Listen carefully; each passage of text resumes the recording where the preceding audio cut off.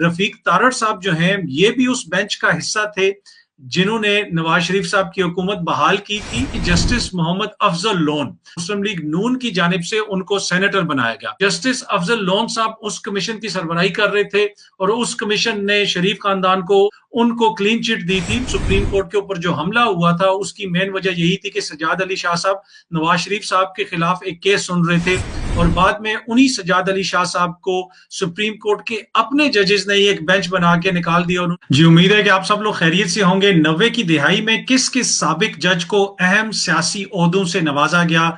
90 की दिहाई में जहां सियासी अदम इस्तेहकाम था वहीं पे अदालतों ने भी कुछ बहुत अहम फैसले किए। तो आज की इस वीडियो के अंदर मैं आपसे थोड़ी सी तफसील शेयर करूंगा कि 90 की दिहाई के अंदर किस किस जज ने कौन कौन सा फैसला किया, किस किस फैसले में उन्होंने अपना किरदार अदा किया और बाद में फिर उनको सियासी ओहदा भी दिया गया।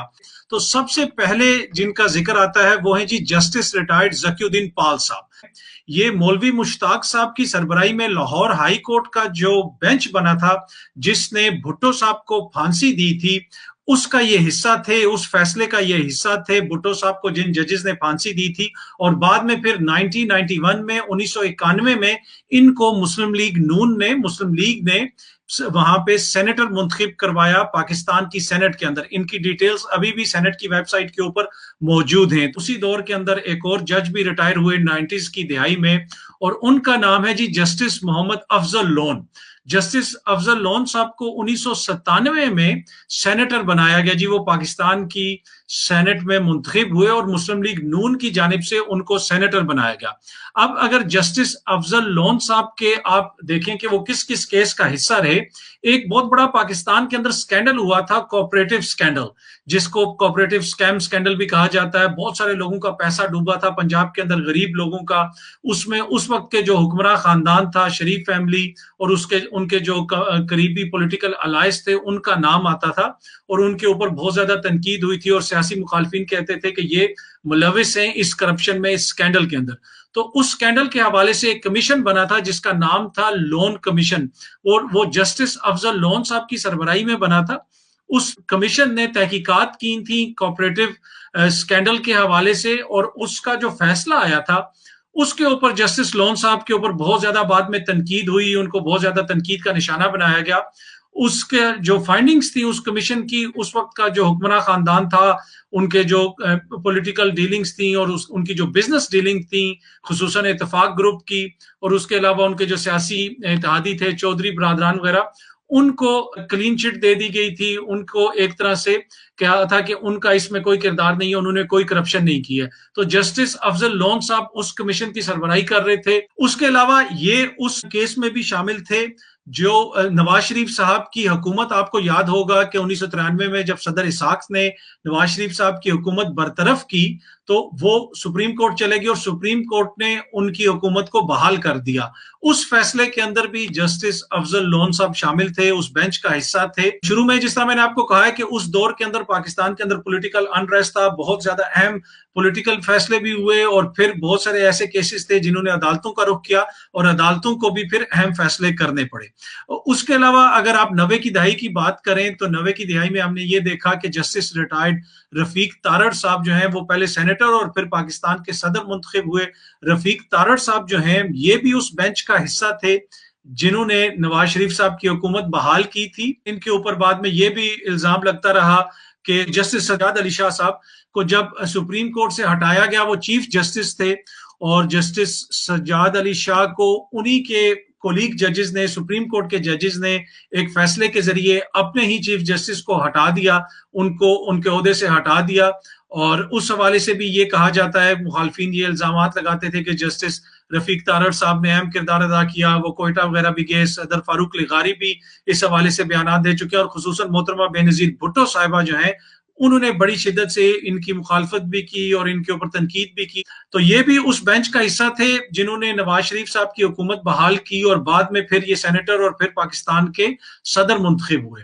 और उसी दौर के अंदर एक और जो अहम केस था जिसमें जस्टिस सज्जाद अली शाह साहब को सुप्रीम कोर्ट ने चीफ जस्टिस के ओहदे से हटा दिया, तो उस केस में जस्टिस सईद-उज़-ज़मा सदीकी साहब भी शामिल थे, वो भी उसका हिस्सा थे। बाद में फिर ये आगे जाके पाकिस्तान के चीफ जस्टिस भी बने। ये जिस वक्त चीफ जस्टिस बने उस वक्त रफीक तारड़ साहब सदर थे اور پھر بعد میں جب یہ ریٹائر ہو گئے، آپ کو پتا ہے کہ نواز شریف صاحب کی حکومت اس وقت ختم ہو گئی تھی، اور پھر بہت عرصے کے بعد نواز شریف صاحب کی جب حکومت واپس آئی تو ان کو سندھ کا گورنر بنایا گیا.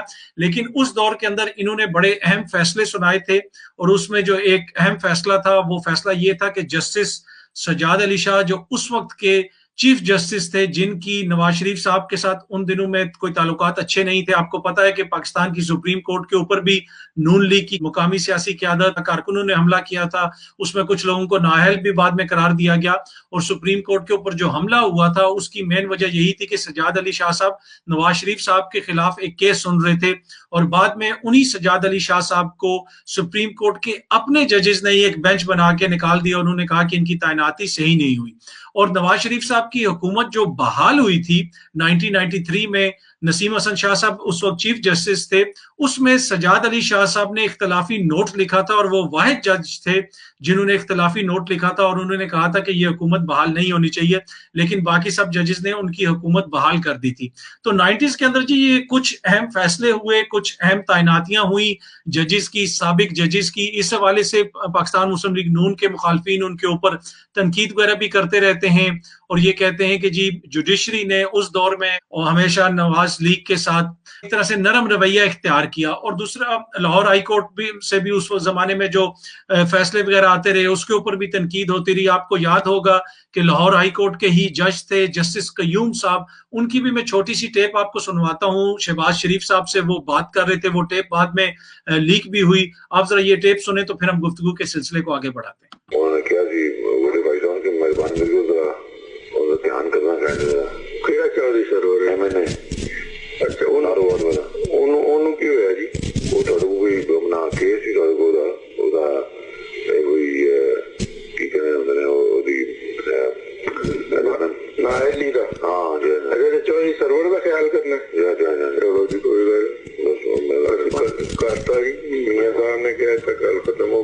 جی آپ نے سنا جسٹس قیوم صاحب کی اور شہباز شریف صاحب کی بات ہو رہی تھی. یہ ٹیپ لیک ہوئی، بہت عرصے سے لیک ہوئی بھی ہے، سب لوگوں نے سنی بھی ہے، میڈیا پہ بھی چل چکی ہے. اس میں وہ جسٹس قیوم صاحب کہہ رہے ہیں کہ میاں صاحب نے کہہ دیتا تو ایسی کر دیتا.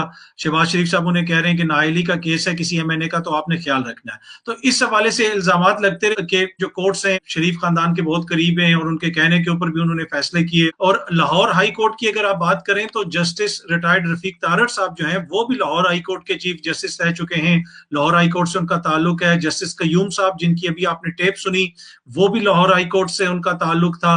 اس کے علاوہ جسٹس افضل لون صاحب جو ہیں ان کا تعلق بھی لاہور ہائی کورٹ سے تھا. اور جسٹس ذکی الدین پال صاحب جنہوں نے بھٹو صاحب کو پھانسی سنائی تھی اور بعد میں ان کو مسلم لیگ نے سینیٹر بنوایا 1991 میں، ان کا تعلق بھی لاہور ہائی کورٹ سے تھا.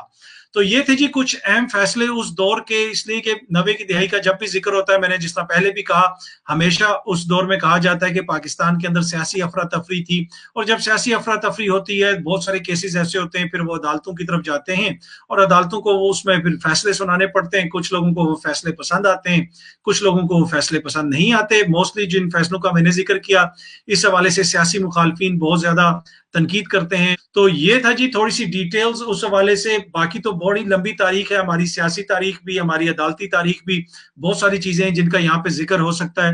لیکن میں مختصر آپ سے کچھ چیزیں شیئر کرنا چاہتا تھا 90 کی دہائی کے حوالے سے کہ وہاں اس دور میں کیا اہم فیصلے ہوئے اور کن ججوں کو سیاسی عہدوں پہ تعینات کیا گیا.